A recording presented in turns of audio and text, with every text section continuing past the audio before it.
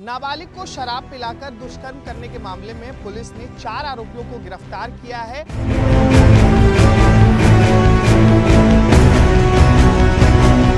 ये वही मकान है जहां पर एक नाबालिग को लाकर गैंगरेप किया गया।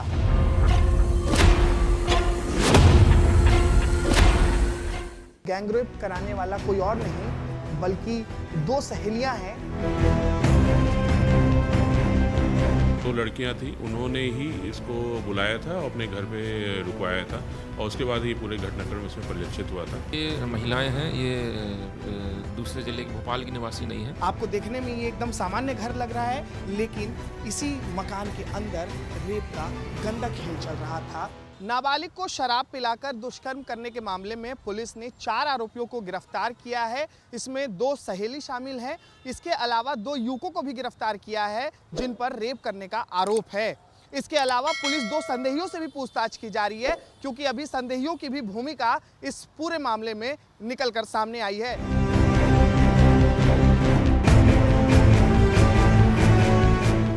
मकान नंबर 2/26 विद्यानगर, ये वही मकान है जहां पर एक नाबालिग को लाकर गैंगरेप किया गया।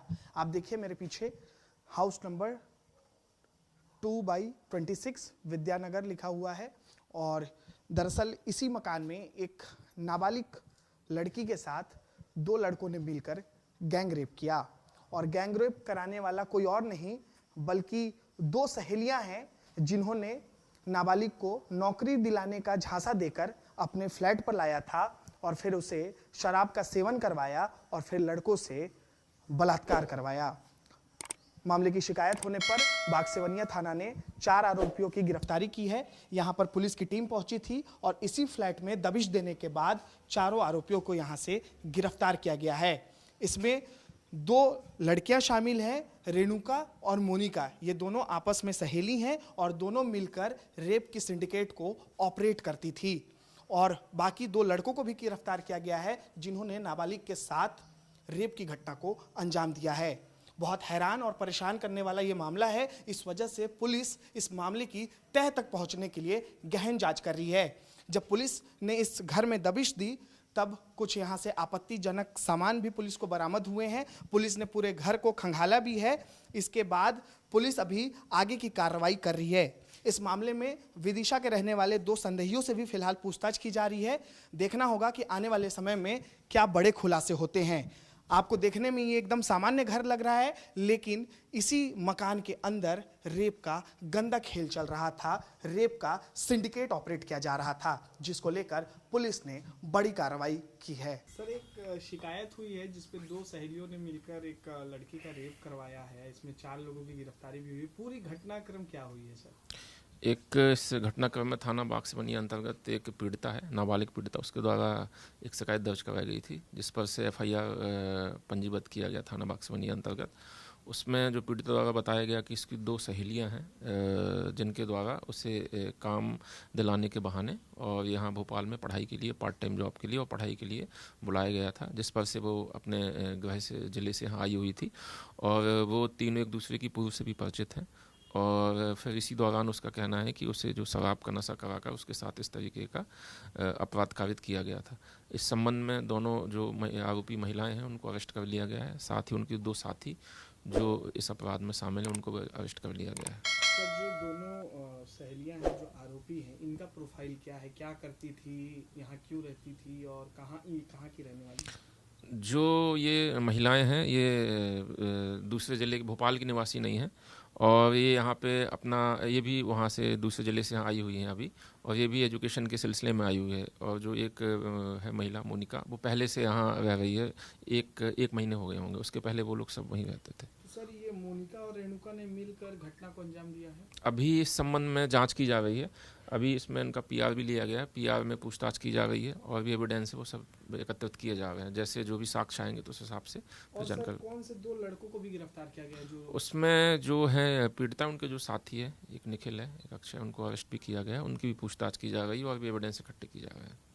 वो सर अलग अलग समय पर रेप हुआ है, अलग अलग तारीख में, कि एक ही दिन क्या हुआ है? ये घटनाक्रम जो है तो 18 मार्च का है, जो घटनाक्रम है शाम को 8 से लेके और रात तक का पीड़िता ने जो बताया है। तो संबंध में भी पूछताछ की जा रही है और आरोपी और ये सब एक दूसरे के पहले से ही परिचित हैं। तो सर ये एक ही दिन, मतलब एक ही समय के अंतराल में जो है दोनों लड़कों ने रेप किया है?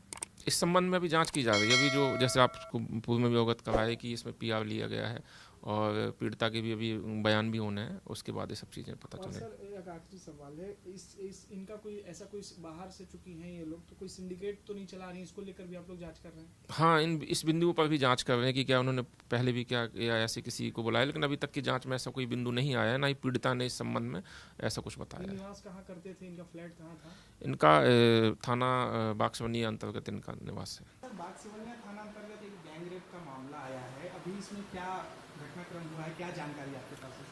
एक नाबालिग पीड़िता है, उसने बताया था कि उसको नशे का, संभवतः शराब के नशे के साथ एक मतलब उसके साथ गलत कार्य किया गया है, जिसके आधार पे इसमें हमने रेप और पॉक्सो एक्ट के अंतर्गत इसमें हमने मामला दर्ज करके और इसमें 4 आरोपियों को हमने गिरफ्तार किया है। अभी इसमें पूरे घटनाक्रम में विवेचना जारी है।